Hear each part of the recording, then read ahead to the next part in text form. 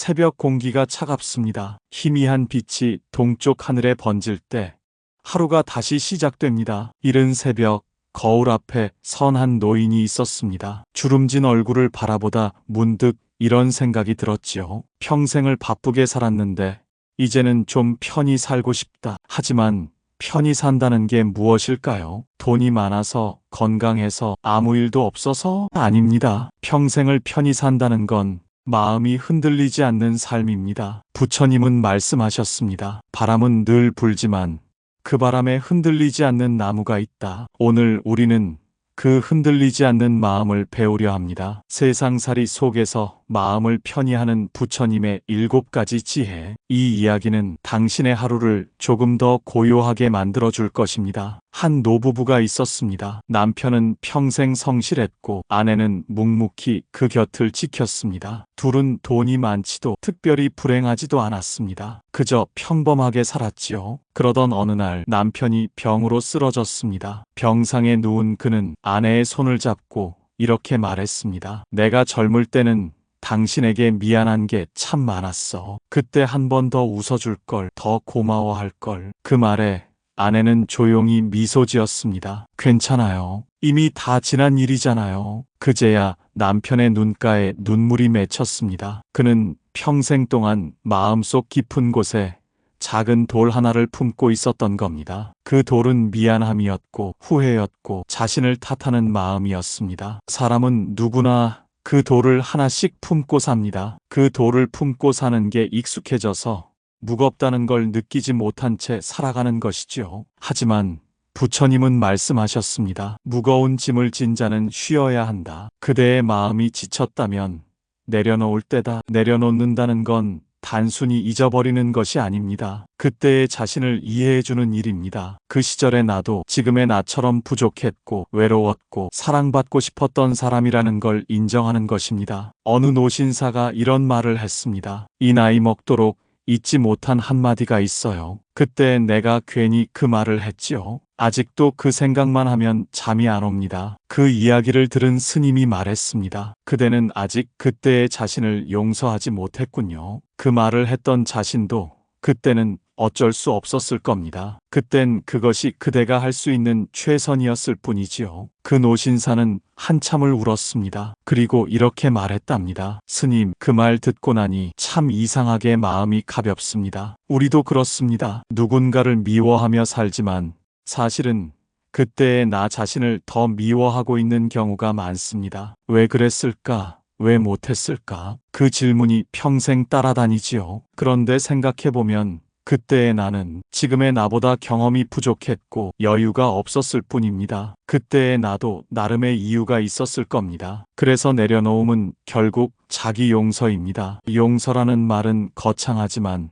실은 그때의 나도 최선을 다했어. 이 말 한마디면 충분합니다. 부처님은 또 이렇게 말씀하셨습니다. 과거는 이미 사라졌고 미래는 아직 오지 않았다. 그러니 그대는 지금 이 순간에 머물라. 이 말은 단순히 지금에 집중하라는 뜻이 아닙니다. 과거를 붙잡고 스스로를 괴롭히지 말고 지금 내 앞에 따뜻한 차 한 잔, 창밖의 바람, 이 작은 순간을 온전히 받아들이라는 뜻입니다. 지금 당신의 마음속에도 내려놓지 못한 짐이 있을 겁니다. 가족에 대한 미안함, 친구에게 못했던 말, 혹은 떠나간 사람에 대한 후회, 그런 마음들은 계속 남아 당신의 어깨를 조금씩 무겁게 합니다. 오늘 하루 조용히 마음속으로 이렇게 말해보세요. 그때의 나도 괜찮다. 그 사람도 괜찮다. 그 말 한마디면 충분합니다. 한 번쯤은 이런 상상을 해보세요. 당신의 마음속 작은 방 안에 커다란 상자가 하나 있습니다. 그 안에는 지난 세월의 미련과 후회, 상처들이 들어 있습니다. 이제 그 상자 뚜껑을 열고 한 줌의 바람으로 날려보내세요. 그 바람이 부처님의 자비와 만나면 그 무게는 흙처럼 땅으로 내려앉을 것입니다. 마음의 짐을 내려놓는다는 건 다시는 상처받지 않겠다는 다짐이 아니라 이제는 괜찮다는 수용입니다. 그 말 한마디가 내면의 문을 열고 진짜 평안이 들어올 자리를 만듭니다. 오늘 밤 잠들기 전 조용히 자신에게 말하세요. 괜찮습니다. 이미 충분히 잘 살아왔습니다. 그 말이 바로 첫 번째 지혜입니다. 마음의 짐을 내려놓는 법. 밤이 깊어지면 사람의 마음은 더 시끄러워집니다. 하루 종일 잊고 있던 생각들이 어둠이 내리면 하나둘 고개를 듭니다. 내일은 또 어떻게 될까? 그 사람은 왜 그랬을까? 혹시 내가 잘못한 건 아닐까? 이런 생각들이 마음을 가득 채우면 몸은 쉬어도 마음은 단 한순간도 쉬지 못합니다. 부처님은 말씀하셨습니다. 생각은 불길과 같다. 작을 땐 따뜻하지만 커지면 그대를 태운다. 생각 자체는 나쁜 것이 아닙니다. 하지만 너무 많은 생각은 마음의 평화를 태워버립니다. 좋은 일도 나쁜 일도 결국은 지나가는 장면일 뿐인데 우리는 그 장면을 계속 붙잡고 다시 재생합니다. 그게 바로 고통의 시작입니다. 한 노인이 있었습니다. 젊은 시절에는 늘 일을 걱정하고 나이 들어서는 자식 걱정, 손주 걱정에 마음이 쉴 틈이 없었습니다. 그는 어느 날 저를 찾아가 이렇게 물었습니다. 스님, 제 머릿속이 너무 복잡합니다. 이 생각을 멈추고 싶은데 방법이 없을까요? 스님은 미소를 지으며 작은 그릇 하나를 내밀었습니다. 그리고 그 안에 물을 가득 채워놓고 말했습니다. 이 물이 마음이라 생각해 보세요. 손가락으로 휘젓지 않으면 금세 잔잔해집니다. 그런데 우리는 매 순간 손가락으로 물을 휘젓고 있지요. 생각을 멈추는 방법은 휘젓지 않는 것입니다. 노인은 한참 동안 그 말을 되새겼습니다. 그리고 그날부터 잠들기 전 조용히 호흡만 바라보는 습관을 들였습니다. 우리도 그렇습니다. 불안을 없애려는 생각이 오히려 불안을 키우고 슬픔을 지우려는 생각이 오히려 눈물을 부릅니다. 생각은 생각으로 멈추지 않습니다. 그럴 땐 멈추려 하지 말고 그저 지켜보는 일을 해보세요. 아, 내가 또 이런 생각을 하고 있구나. 그렇게 알아차리는 순간 그 생각은 힘을 잃습니다. 아침 햇살이 커튼 사이로 들어옵니다. 그 빛은 아무 의도도 없습니다. 그저 비추고 있을 뿐입니다. 마음도 그 빛처럼 단순해질 수 있습니다. 해야 할 일은 한 가지뿐입니다. 지금에 머무는 것, 지나간 일도 오지 않은 일도 모두 내려놓고 지금의 숨을 바라보는 것. 이제 이렇게 해보세요. 오늘 하루를 마치며 눈을 감고 천천히 숨을 들이마시고 내쉽니다. 그저 지금 숨 쉬고 있다는 사실 하나에 집중해 보세요. 그 단순한 사실이 당신의 마음을 맑게 비춥니다. 복잡함은 세상이 아니라 우리 안에서 자라납니다. 생각을 단순히 하면 삶은 갑자기 명료해집니다. 세상이 변한 게 아니라 마음이 조용해진 것뿐이지요. 그리고 그 조용함이 바로 평생을 편히 사는 두 번째 지혜입니다. 인생이 힘든 이유의 절반은 사람 때문입니다. 가까운 사람일수록 더 어렵습니다. 좋아했던 마음이 어느 날 미움으로 바뀌고 도와주려던 말이 상처가 되어 돌아옵니다. 가족 사이에서도 그렇습니다. 자식에게 좋은 말을 해도 듣지 않고 배우자에게 이해받고 싶어도 엇갈릴 때가 많지요. 그래서 사람의 마음은 관계에서 가장 크게 흔들립니다. 어느 날 한 제자가 부처님께 여쭈었습니다. 스님, 저는 모든 사람에게 잘하려 노력합니다. 그런데 이상하게도 잘하려 할수록 더 지칩니다. 부처님은 미소 지으시며 이렇게 말씀하셨습니다. 그대는 그물을 던지는 어부와 같구나. 더 많이 잡으려 할수록 그물은 엉키는 법이다. 좋은 마음으로 시작했지만 모두에게 좋은 사람이 되려다 보면 언젠가 그 마음이 엉켜버립니다. 그물의 매듭을 하나씩 푸는 것이 관계를 가볍게 하는 첫걸음입니다. 관계의 문제는 대체로 기대에서 시작됩니다. 내가 이렇게 했으니 당신도 이렇게 해주길 바라는 마음. 그 기대가 채워지지 않으면 실망이 생기고 그 실망이 오래 쌓이면 원망으로 바뀝니다. 하지만 부처님은 이렇게 말씀하셨습니다. 사람은 자신의 인연에 따라 피어나는 꽃과 같다. 꽃마다 피는 시기가 다르니 그대는 억지로 피우려 하지 마라. 자식도 배우자도 친구도 그 나름의 속도와 방식으로 살아갑니다. 우리가 할 일은 그들이 피어날 자리를 지켜주는 것, 그리고 기다려주는 것입니다. 한 어머니가 있었습니다. 늘 자식을 걱정했습니다. 전화가 오지 않으면 불안했고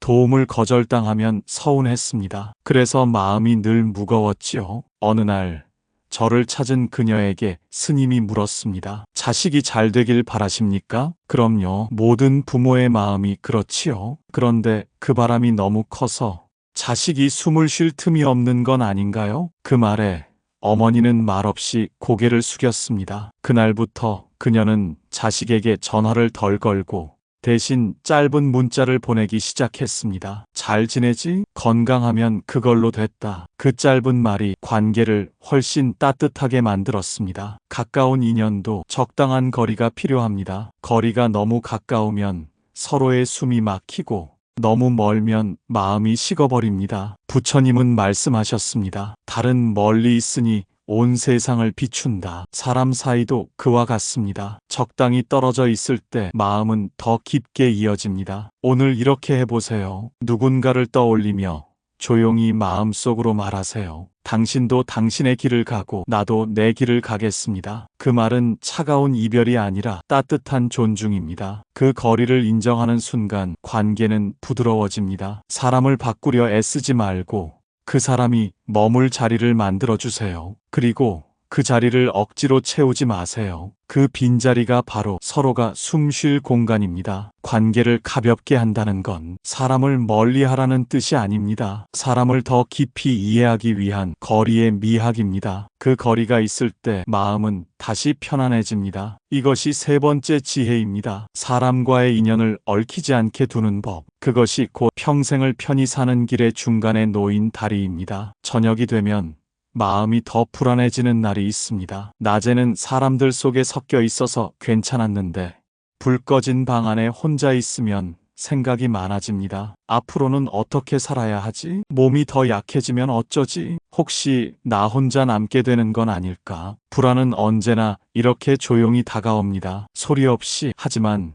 깊게 마음을 흔듭니다. 부처님은 말씀하셨습니다. 아직 오지 않은 일에 마음을 두지 마라. 내일의 근심은 내일의 태양 아래에 있다. 불안은 현실이 아니라 상상 속 그림자입니다. 아직 일어나지 않은 일을 미리 걱정하고 아직 오지 않은 아픔을 미리 느끼는 것.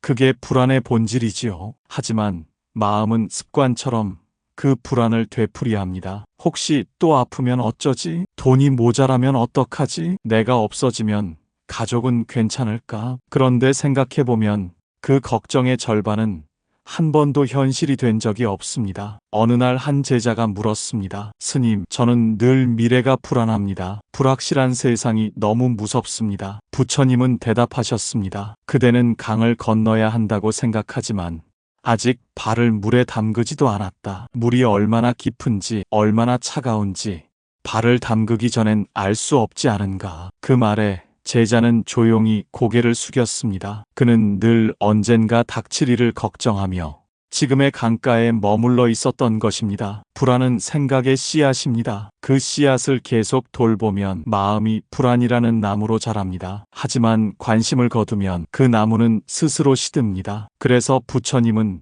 불안을 없애려 하지 말라 하셨습니다. 없애려는 순간 불안은 더 커집니다. 그저 바라보면 됩니다. 아, 지금 내 안에 불안이 있구나. 그렇게 알아차리면 불안은 제자리를 잃습니다. 불안을 다스리는 가장 쉬운 방법은 지금을 바라보는 일입니다. 오늘의 햇살, 오늘의 식사, 누군가의 인사 한마디, 그 안에 지금의 평안이 있습니다. 내일의 걱정을 오늘로 끌어오지 마세요. 오늘의 날을 내일로 미루지도 마세요. 삶은 늘 지금 이 순간에서만 피어납니다. 한 스님이 제자에게 물었습니다. 그대는 내일을 걱정하는가? 그렇습니다. 그대가 내일을 걱정할 때 오늘은 어디에 있느냐? 그 말 한마디에 제자는 깨달았습니다. 지금 이 순간을 놓치는 것이 가장 큰 손실이라는 것을. 오늘 밤 이렇게 해보세요. 불이 꺼진 방에서 눈을 감고 천천히 숨을 들이마시고 내쉬며 마음속으로 조용히 말합니다. 지금 이 순간은 괜찮다. 그 문장 하나가 불안을 멈춥니다. 지금 이 순간 당신은 살아있고 숨 쉬고 있습니다. 그 사실 하나만으로 이미 충분합니다. 불안은 결코 사라지지 않습니다. 하지만 그 불안을 품고도 평온할 수 있습니다. 그게 부처님이 일러주신 네 번째 지혜입니다. 세상이 불안해도 마음이 흔들리지 않는 법. 그것이 평생을 편히 사는 사람의 비밀입니다. 마음을 비우면 평안이 찾아옵니다. 하지만 비워진 마음은 그대로 두면 다시 불안이 들어옵니다. 그래서 부처님은 말씀하셨습니다. 비움 뒤에는 반드시 채움이 따라야 한다. 그 채움은 감사로부터 시작된다. 우리는 살아오며 많은 것을 잃었다고 생각합니다. 젊음, 기회, 사람, 건강. 하지만 잃은 것만 헤아리느라 지금 가진 것을 잊고 삽니다. 한 노부부가 있었습니다. 아침마다 함께 밥을 먹으며 이런 말을 주고받았습니다. 당신이 옆에 있어서 참 고마워. 그 말은 매일 같았지만 그들의 하루는 단 한 번도 같지 않았습니다. 감사는 반복될수록 깊어지고 그 마음은 세상을 바라보는 눈을 바꿉니다. 부처님은 제자에게 이렇게 물었습니다. 그대는 오늘 아침 눈을 떴는가? 예, 그렇습니다. 그것만으로도 축복이 아닌가? 이 말은 단순하지만 그 안에 인생의 중심이 있습니다. 눈을 뜨고 숨을 쉬고 누군가를 떠올릴 수 있는 지금, 그 자체가 이미 기적입니다. 감사는 비교가 아닌 발견에서 옵니다. 남과 비교하면 부족하지만 지금 내 곁의 것들을 발견하면 모든 것이 선물로 보입니다. 식탁 위에 한 그릇 밥, 차가운 바람을 막아주는 벽, 누군가의 안부 전화 한 통, 그 작은 것들이 사실은 우리 인생의 큰 기둥이 되어줍니다. 감사는 마음의 온도를 높여줍니다. 불안할 때 감사를 떠올리면 두려움이 사라지고, 외로울 때 감사를 말하면 마음의 따뜻한 등불이 켜집니다. 오늘 하루 스스로에게 이렇게 말해보세요. 이 하루도 선물이다. 그 한마디가 마음의 방향을 바꿉니다. 감사는 평안을 오래 머물게 합니다. 그것이 5번째 지혜입니다. 마음을 감사로 채우는 사람은 결국 두려움보다 평화와 더 오래 함께하게 됩니다. 세상은 점점 더 시끄러워집니다. 거리의 소리, 뉴스의 소리, 사람들의 말소리까지. 하지만 그보다 더 시끄러운 것은 바로 내 마음속의 소리입니다. 누군가의 말이 마음에 걸리고 지나간 일의 그림자가 머릿속을 떠나지 않습니다. 그래서 우리는 조용한 곳을 찾아 떠나보지만 잠시뿐입니다. 밖이 고요해도 마음이 요란하면 진짜 평화는 오지 않습니다. 부처님은 제자들에게 물었습니다. 그대들은 고요를 어디서 찾는가? 제자들은 이렇게 대답했습니다. 숲속에서, 절에서, 명상 중에서. 부처님은 고개를 저으셨습니다. 고요는 장소가 아니라 마음의 상태다. 고요는 소리가 없는 것이 아니라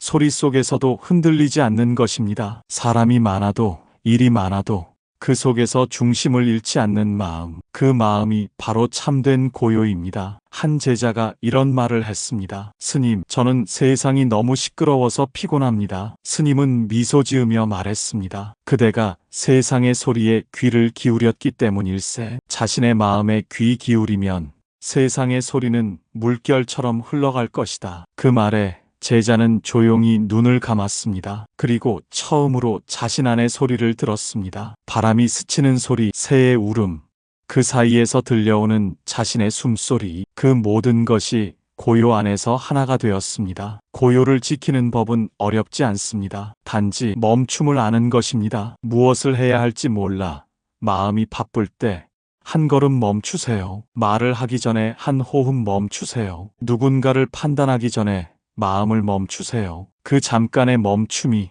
고요의 문을 열어줍니다. 고요는 세상과 등을 지는 게 아닙니다. 세상 속에서 자신을 잃지 않는 힘입니다. 아무리 큰 풍파가 와도 물속 깊은 곳은 여전히 잔잔하지요. 우리의 마음도 그렇습니다. 표면은 흔들려도 깊은 곳은 잔잔할 수 있습니다. 그 잔잔함을 스스로 지켜내는 힘, 그것이 6번째 지혜입니다. 오늘 하루 세상이 요란하더라도 당신의 마음 안에는 조용한 방 하나를 남겨두세요. 그 방은 아무도 들어올 수 없습니다. 그곳에서 잠시 숨을 고르고 마음을 내려놓으세요. 그 고요함이 당신을 다시 세우는 힘이 될 것입니다. 저녁 노을이 산등성이 너머로 사라집니다. 붉은 빛이 천천히 발해가며 세상은 다시 고요해집니다. 그때 문득 이런 생각이 듭니다. 오늘 하루 나는 얼마나 평안했을까? 우리는 평생을 편히 살고 싶어 합니다. 하지만 평안은 결심으로 오는 게 아닙니다. 작은 습관으로 쌓이는 것입니다. 부처님이 일러주신 7가지 지혜도